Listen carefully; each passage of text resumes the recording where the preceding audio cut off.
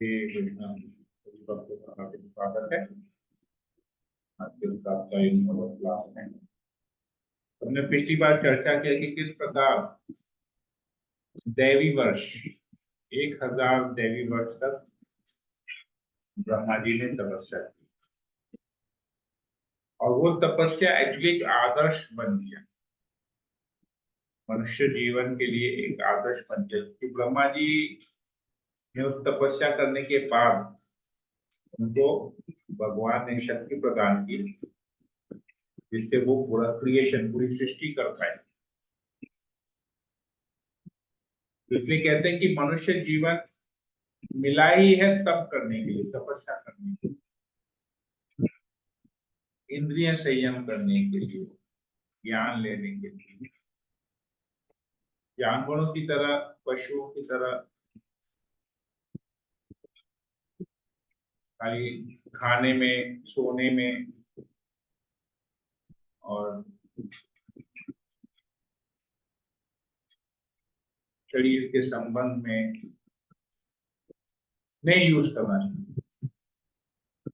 जो ऐसा यूज करता है वो मनुष्य शरीर में रहते हुए भी पशु बुद्धि है।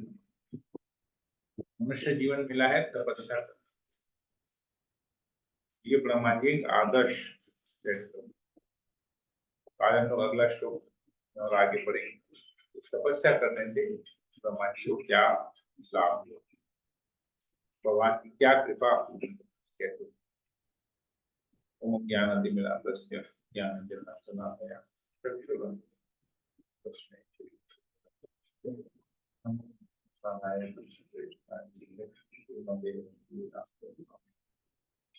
नमस्ते सरस्वती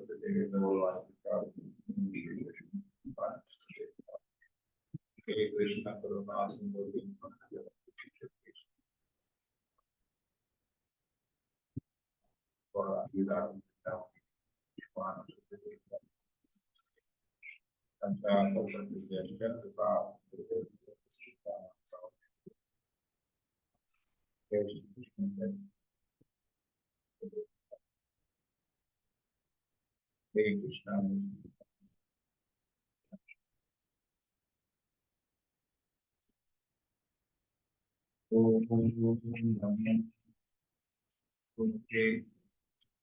वासुदेवाय ओम नमो वासुदेवाय ओम नमो भगवते वासुदेवाय। भागवतम दूसरा स्कंद अध्याय 9 श्लोक नंबर 9। श्री भगवान ने ब्रह्मा जी की तपस्या से अत्यधिक प्रसन्न होकर उन्हें समस्त लोकों में श्रेष्ठ अपने निजी धाम वैकुंठ लोक को दिखलाया। यह दिव्य लोक उन समस्त स्वरूप से व्यक्तियों द्वारा पूजित है जो समस्त प्रकार के क्लेशों तथा सांसारिक भय से सर्वथा मुक्त है।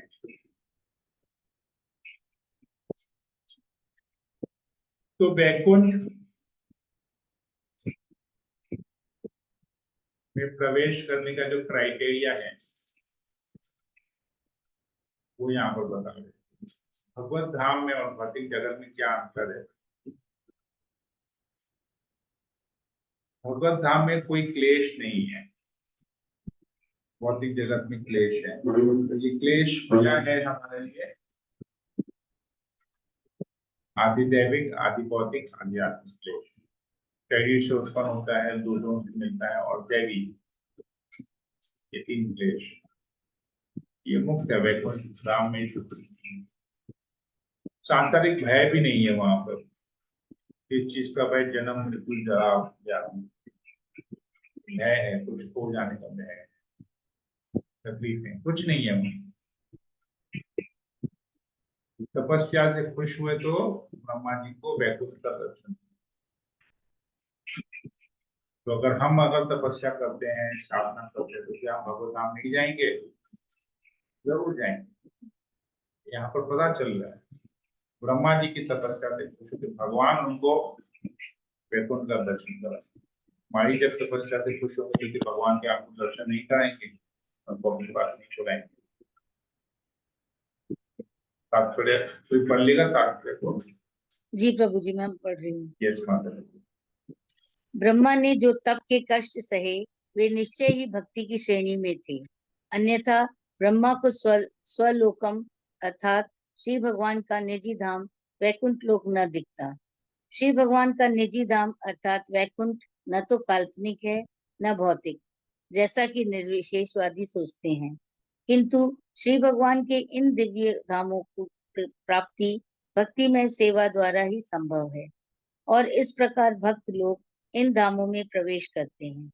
निसंदेह तप करना कष्टप्रद है, किंतु भक्ति योग की साधना में जो कष्ट सहे जाते हैं वे आरंभ से ही दिव्य आनंद प्रदान करने वाले होते हैं, जबकि वैकुंठ से रहित आत्म साक्षात्कार की अन्य विधियों ज्ञान योग, ध्यान योग इत्यादि में तप कष्टदायी होता है और उससे अंततः कष्ट ही मिलता है और कुछ नहीं। दाने से रहित भूसी को चबाने से क्या लाभ? इसी प्रकार आत्म साक्षात्कार के लिए भक्ति योग के अतिरिक्त अन्य किसी प्रकार की कष्टप्रद तपस्या करने से कोई लाभ नहीं है। भक्ति योग की साधना दिव्य श्री भगवान के उदर से निकले कमल पर आसन जमाने के समान है, क्योंकि ब्रह्मा उसी पर आसीन थे। ब्रह्मा श्री भगवान को प्रसन्न करने में सफल हुए और श्री भगवान ने भी प्रसन्न होकर उन्हें अपना धाम दिखलाया। श्रील जीव गोस्वामी ने श्रीमद् भागवतम की क्रम संदर्भ नामक अपनी टीका में गर्ग उपनिषद से वह उद्धरण दिया है जिसमें कहा गया है कि याज्ञवल्क्य ने गार्गी से श्री भगवान के दिव्य धाम के विषय में वर्णन किया और बताया कि यह लोक ब्रह्मांड के सर्वोच्च लोक ब्रह्मलोक के ऊपर स्थित है। श्री भगवान का यह धाम अल्प ज्ञानियों के लिए एक गुत्थी ही बना रहता है। यद्यपि श्रीमद् भगवद गीता तथा श्रीमद् भागवतम जैसे प्रमाणिक ग्रंथों में इसका वर्णन किया गया है, यहाँ पर स्वदृष्ट वृद्धि शब्द महत्वपूर्ण है।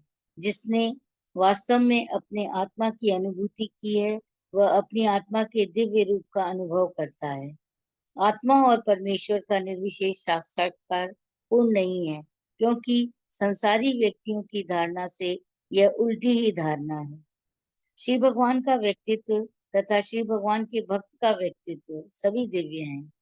उनके शरीर भौतिक नहीं होते। भौतिक शरीर में 5 प्रकार के क्लेशों का आवरण रहता है। ये हैं अविद्या, भौतिक बोध, आसक्ति, घृणा तथा अवशोषण। जब तक मनुष्य इन 5 क्लेशों से घिरा रहता है तब तक वैकुंठ लोक में उसकी प्रवेश नहीं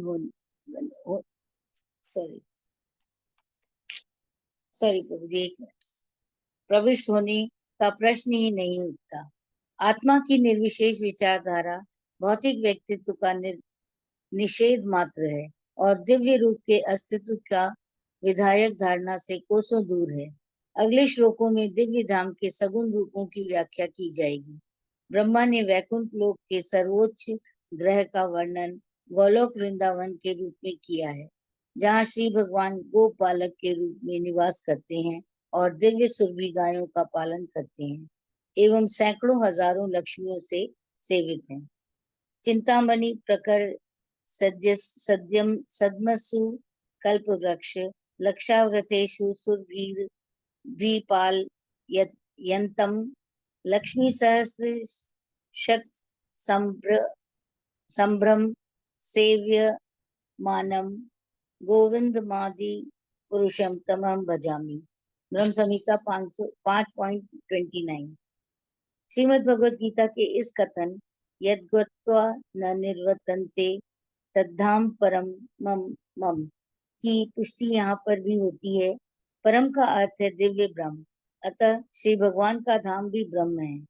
पूर्ण पुरुषोत्तम भगवान से अभिन्न है। श्री भगवान वैकुंठ कहलाते हैं और उनका धाम भी वैकुंठ कहलाता है। ऐसे वैकुंठ का साक्षात्कार तथा पूजा दिव्य रूप तथा इंद्रिय के द्वारा ही संभव है। हरे कृष्ण। बहुत बहुत धन्यवाद के लिए। ओके, तो यहाँ पर जो हमने अब तक चर्चा किया है अभी प्रॉपर्टी इतना है, यहाँ पर हमने ऑलरेडी चर्चा कर लिया है। तो केवल सेवा, भक्तिमय सेवा से ही भगवत धाम में प्रवेश किया जा सकता है। ये भगवत धाम की काल्पनिक नहीं है, वैकुंठ तो कोई काल्पनिक नहीं है। जैसा कि निर्विशेषवादी बोलते हैं, वो बोलते हैं कि ब्रह्म ज्योति सब कुछ है, नहीं, ब्रह्म ज्योति से परे भी भगवान का धाम, और ये एक वैकुंठ इस भौतिक जगत में भी है। भौतिक जगत में भी एक वैकुंठ है जहाँ पर भगवान विष्णु रहते हैं। एक धाम है अपना शिरोदक्षाई विष्णु, शिरोदक्षाई विष्णु, उनका एक धाम है। सृष्टि का प्रलय हो जाने के बावजूद भी वो धाम रहता है।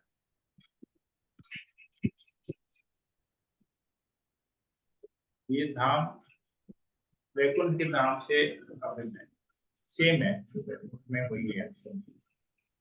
केवल हमारे पास उपयुक्त बुद्धि होनी चाहिए, सही बुद्धि होनी चाहिए, सही ज्ञान होना चाहिए, सही मार्गदर्शन होना चाहिए, तभी हम इसको समझ पाएंगे। चेतना वैसी शुद्ध होनी चाहिए, तभी हम इसको समझ पाएंगे, तो संभव नहीं। तो तपस्या करने से भगवत धाम का दर्शन होता है, भगवत धाम की प्राप्ति होती है।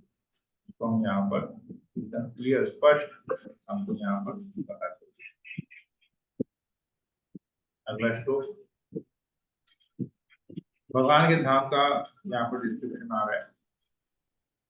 भगवान के स्वधाम में न तो रजोगुण और तमोगुण रहते हैं, न ही सतोगुण पर इनका प्रभाव दिखता है। वहां पर काल को प्रधानता प्राप्त नहीं है। 15 मिनट भी नहीं थी, 15 मिनट भी नहीं थी। निद्रा माता जी, आपका आवाज आ रहा है? सॉरी प्रभु जी। वहां पर काल को प्रधानता प्राप्त नहीं है, फिर बहिरंगा शक्ति माया का तो कहना ही क्या, इसका तो वहां प्रवेश भी नहीं हो सकता। देवता तो बिना भेदभाव के भगवान की भीतर, तो वहां पर 3 गुण नहीं है, काल का कोई कार्य नहीं है। अब जब 3 गुण नहीं है तो माया देवी भी वहां नहीं, वहां पर सब अपनी दिव्य चेतना के रूप में रहते हैं, आत्मा के रूप में रहते हैं और भगवान की भक्ति करते हैं।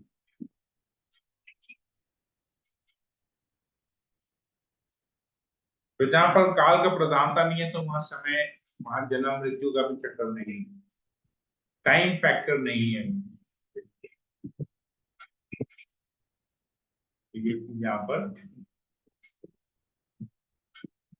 सुखदेव गोस्वामी बता रहे हैं परीक्षित महाराज। डॉक्टर कोई पढ़ लेगा?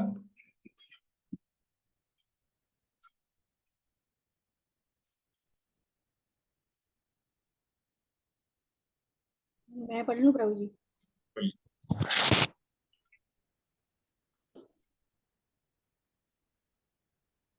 तात्पर्य है, भगवान का धाम या वैकुंठ लोक का वातावरण जिसे त्रिपाद विभूति त्रिपाद विभूति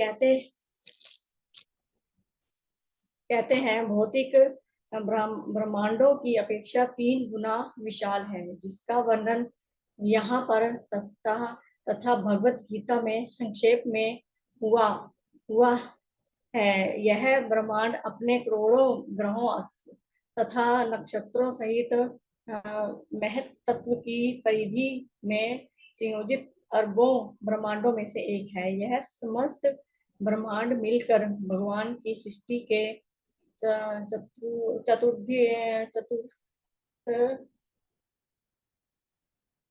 चतुर्धाश के तुल्य है। वहाँ दिव्य आकाश भी है, जिसके परे वैकुंठ नामक आध्यात्मिक लोक है, और ये सब मिलकर शेष 3/4 भाग बनते हैं।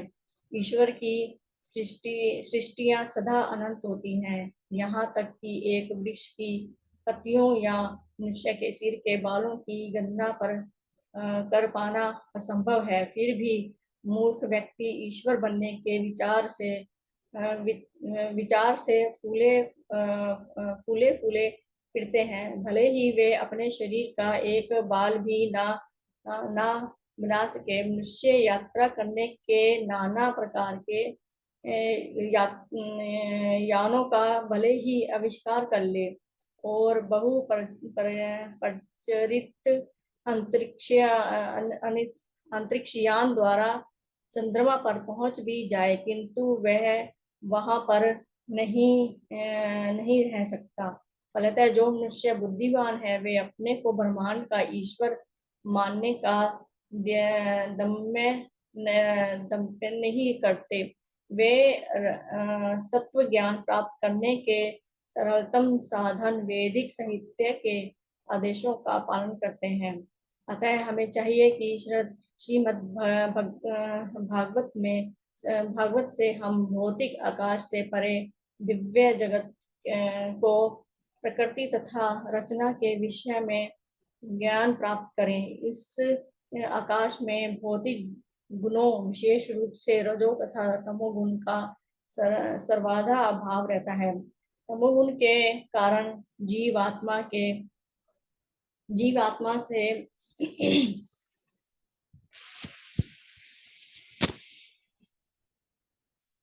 जीवात्मा में काम माता जी आप फोन से पढ़ रही हैं कि बुक से पढ़ रही हैं?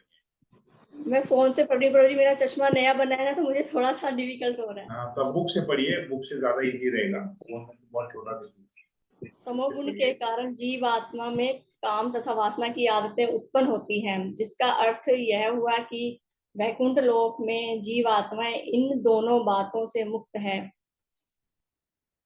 जैसा कि भगवत गीता में पुष्टि की गई है, मनुष्य ब्रह्मभूत अवस्था में वासना तथा शोक दोनों से मुक्त हो जाता है। इससे निष्कर्ष यह निकला है कि वैकुंठ लोक के निवासी ब्रह्मभूत जीवात्माएं हैं, जबकि संसारी जीव वासना तथा शोक से पूर्ण रहते हैं। जब भौतिक जगत में कोई व्यक्ति रजोगुण तथा तमोगुण नहीं होता, तो उसका यही अर्थ होता है कि वह सतोगुणी है, किंतु भौतिक जगत में सतोगुणी भी कभी कभी रजो तथा तमोगुण से दूषित हो जाता है। वैकुंठ लोक में केवल अमिश्र सतोगुण पाया जाता है।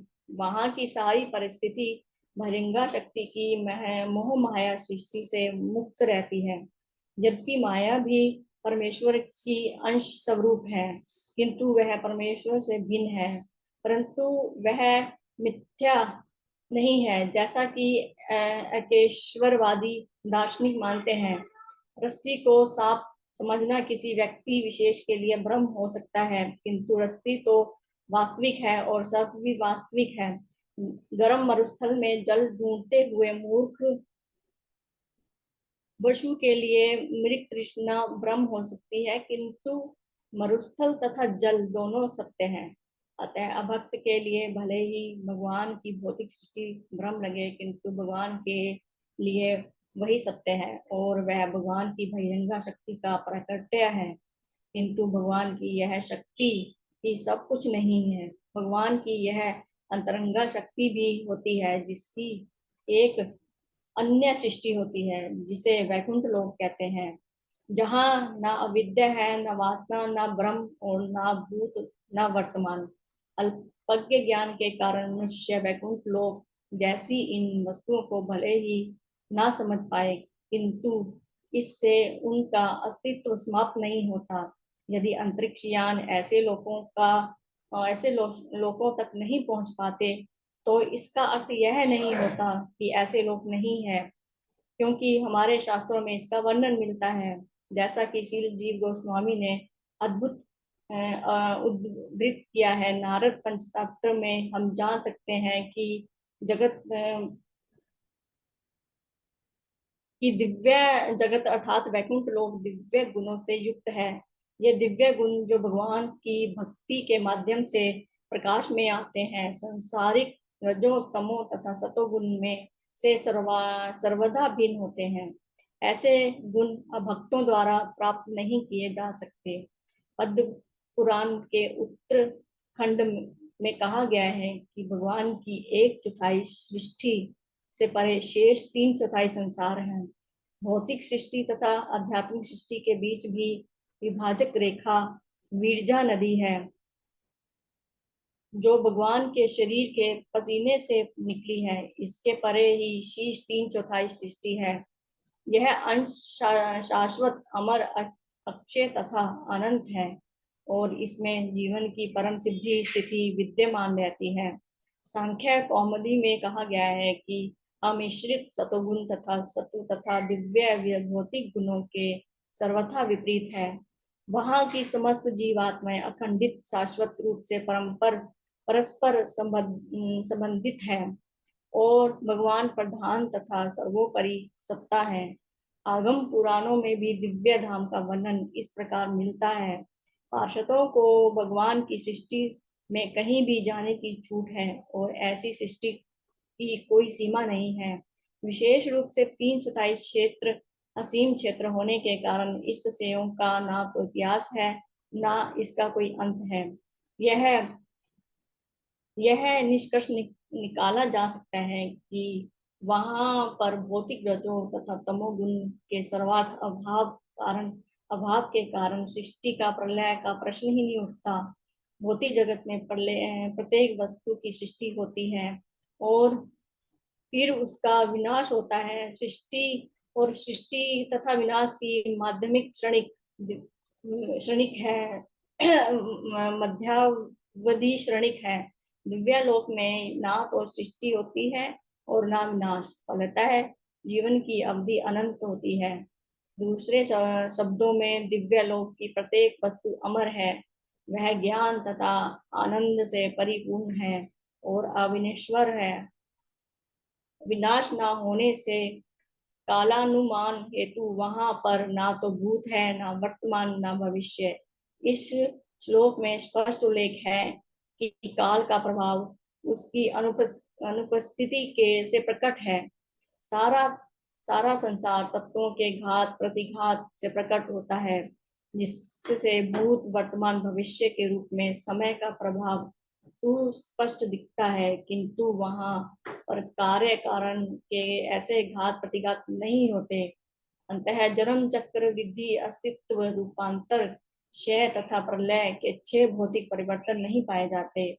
यह तो भगवान की शक्ति का शुद्ध प्राकट्य है और इसमें कोई माया नहीं है। जैसा कि इस भौतिक संसार में अनुभव होता है, वैकुंठ का समग्र अस्तित्व बताता है कि वहां का प्रत्येक जीव भगवान का अनुचर है। वहां भगवान ही मुख्य नेता है। वहां नायकत्व के लिए कोई होड़ नहीं है और सारे लोग भगवान के अनुगामी हैं। अतः वेदों में पुष्टि की गई है कि भगवान ही प्रधान नायक हैं और शेष सारी जीवात्माएं उनके अधीन हैं, क्योंकि ईश्वर ही इन सभी की आवश्यकताओं की पूर्ति करने वाले हैं। हरे कृष्ण। ये बहुत बड़ा तात्पर्य था, लेकिन तात्पर्य में देखेंगे मैं बार बार ये पॉइंट रिपीट हो रहा है, बल दिया जा रहा है। प्रभुपाद जी इस बात पर ऊपर बल दे रहे हैं कि वो वैकुंठ लोक परमानेंट है, टेम्पोररी नहीं है। वहां पर जन्म मृत्यु जरा आदि कुछ नहीं है, कोई प्रॉब्लम नहीं है, कोई कष्ट नहीं है वहां पर। इसी बात पे बार बार बल दिया जा रहा है। और केवल भागवत में नहीं, गीता में नहीं, अन्य अन्य शास्त्रों में भी इस भगवान के इस धाम का, दिव्य धाम का वर्णन आता है। ये दिव्य लोक है, वहां पर ये 3 गुणों से परे है। वहां पर कोई कंटैमिनेशन नहीं है, कोई मिक्स कुछ नहीं है, शुद्ध है सब कुछ, प्योर है। वहां पर किसी चीज का वहां पर कंटैमिनेशन, प्रदूषण, दूषण, दूषित कुछ भी नहीं है वहां पर। Everything is pure over there. और क्योंकि सबसे बड़ा बात, क्योंकि काल का प्रभाव नहीं है वहां पर, तो पास्ट प्रेजेंट फ्यूचर कुछ है ही नहीं वहां पर। हमेशा 3/4 पार्ट है वो, और वहां पर हमेशा दिव्य आनंद रहता है, क्योंकि वहां कोई ट्रबल, कोई प्रॉब्लम कुछ नहीं है वहां। देखिए कितना सुंदर वर्णन यहाँ पर आता है। हो सकता है हमारी कल्पना से परे हो, ये सोच नहीं पाते, लेकिन ऐसा है बस, क्योंकि ये जगत हमारी सोच के हिसाब से नहीं चलता है, हमारी सोच से कहीं परे ये एक जगत है।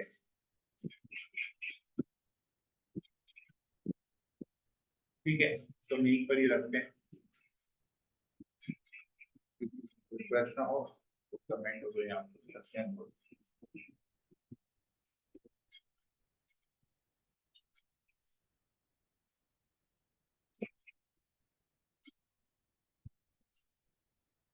कुछ पूछना है?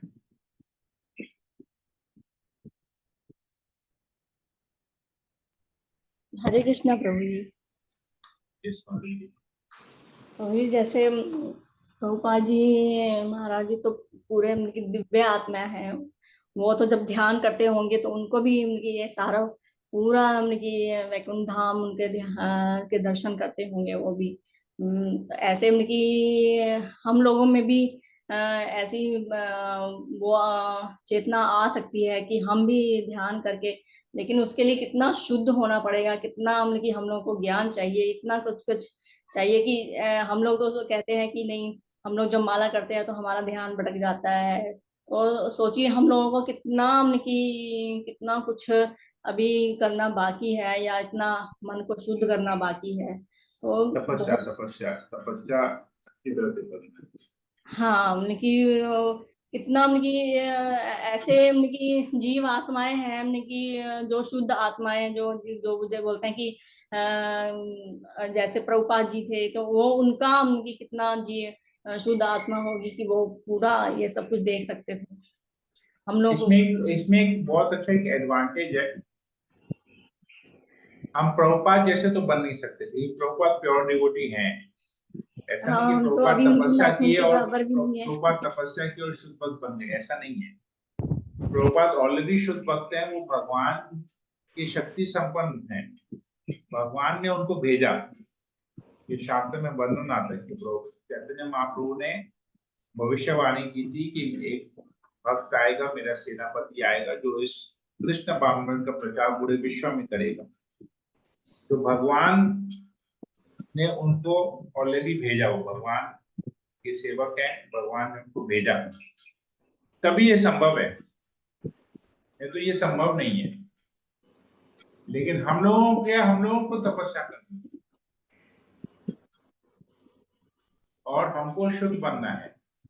तो प्रभुपाद जैसा तो बन नहीं सकते हम लोग, लेकिन प्रभुपाद की कृपा से हम भगवत धाम जा सकते हैं।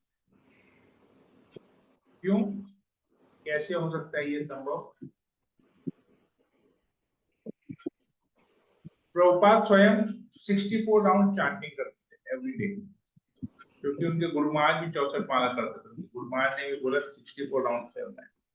चैतन्य महाप्रभु भी जप करते थे, चैतन्य महाप्रभु ने भी बोला, हरिदास ठाकुर भी जप करते थे, तो सभी लोग जप करते थे। लेकिन प्रभुपाद ने बोला 64 राउंड मत करो, 16 राउंड करो। कैसे?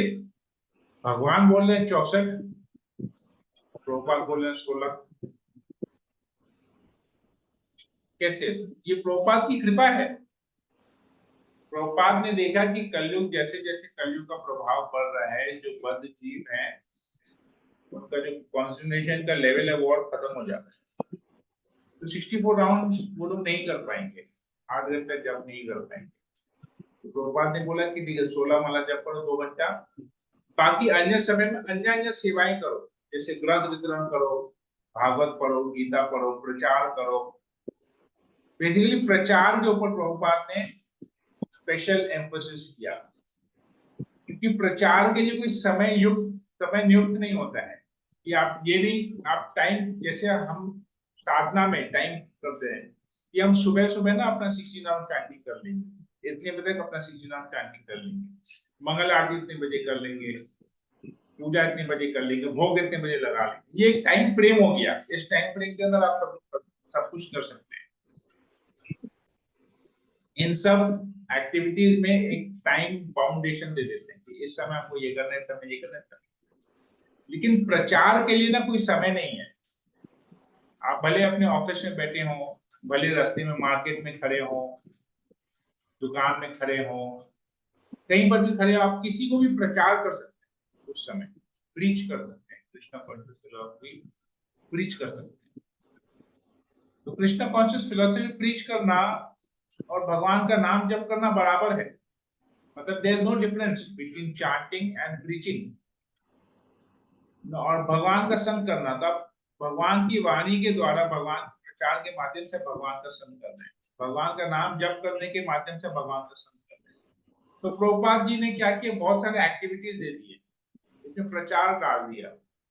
कोई आदमी 8 घंटे जप नहीं कर सके, लेकिन 2 घंटे जप करेगा ना, लेकिन 6 घंटा बुक रीडिंग भी कर सकता है, उसमें बुक डिस्ट्रीब्यूशन भी कर सकता है, प्रीचिंग भी कर सकता है, व्यासासन बैठ के कथा भी कर सकता है, सब कुछ कर सकता है, लोगों से बैठ के कृष्ण भावना के बारे में चर्चा भी कर सकता है, डिस्कशन कर सकता है, तब समय का पता नहीं चलेगा।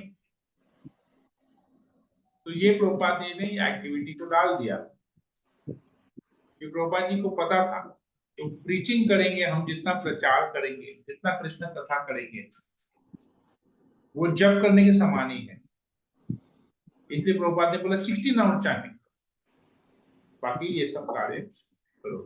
तो इससे प्रभुपाद की कृपा से हम भगवत नाम चले, प्रभुपाद की कृपा से।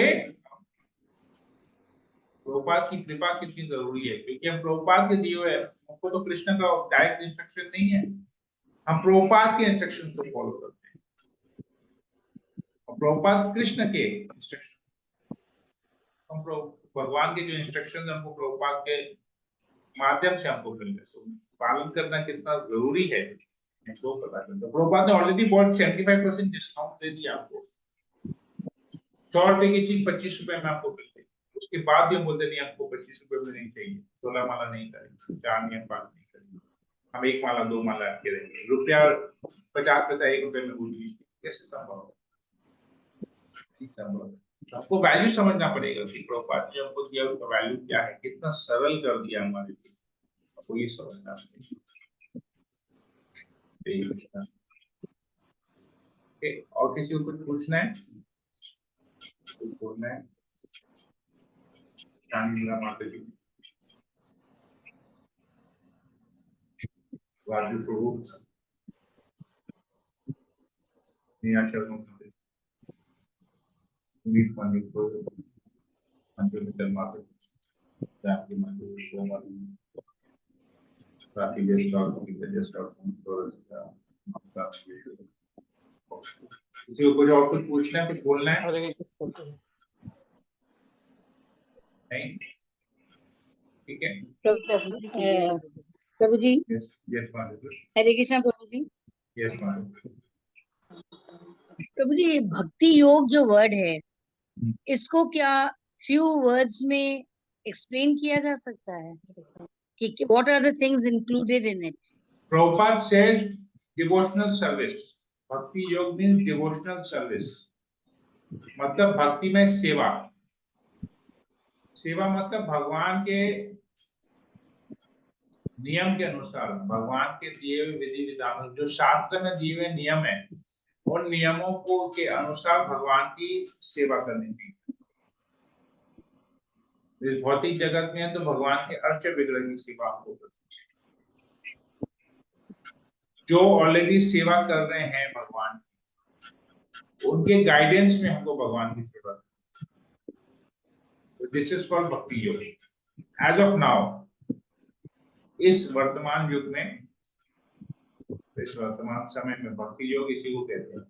प्रभुपाद हमेशा इसको लिखते हैं भक्ति में सेवा, भक्ति योग को ट्रांसलेट करके भक्ति में सेवा करते हैं।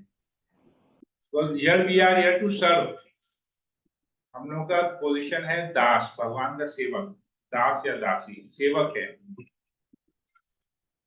दूसरे जगह में ना सेवक का उतना नहीं एम्फोसिस डालेंगे, दास को उतना एम्फोसिस नहीं डालेंगे। तो प्रभुपाद ने बहुत एम्फोसिस किया, हमको कभी नहीं भूलना चाहिए कि हम सेवक हैं। Should never forget our constitutional position that we are eternal servants. हम भगवान के शाश्वत नित्य दास हैं। चैतन्य महाप्रभु कहते हैं जीवेर स्वरूप होय कृष्णेर नित्य दास।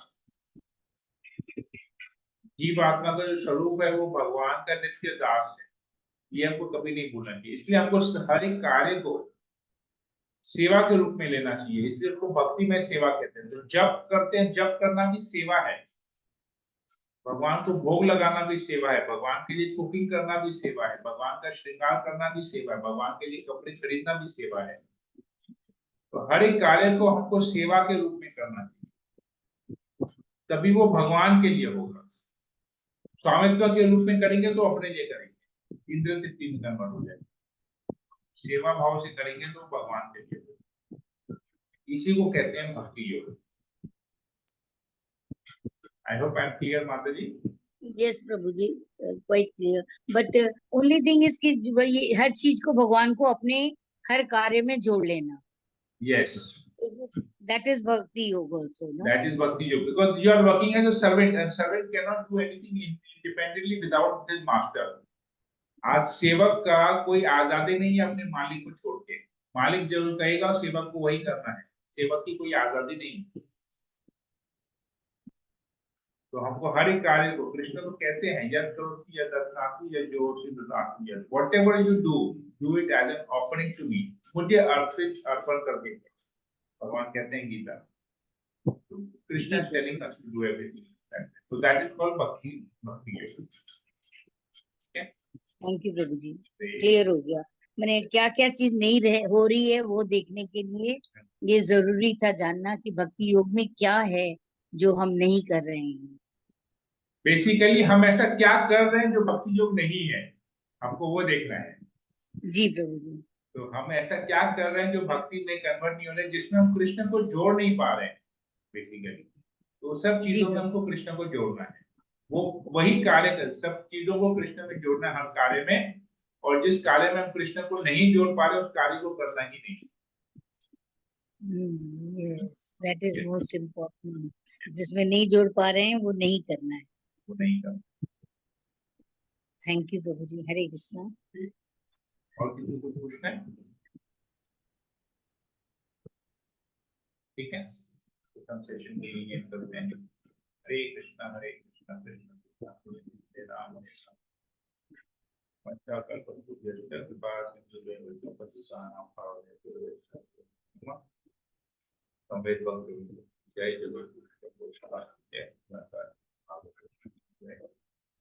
जय जगत।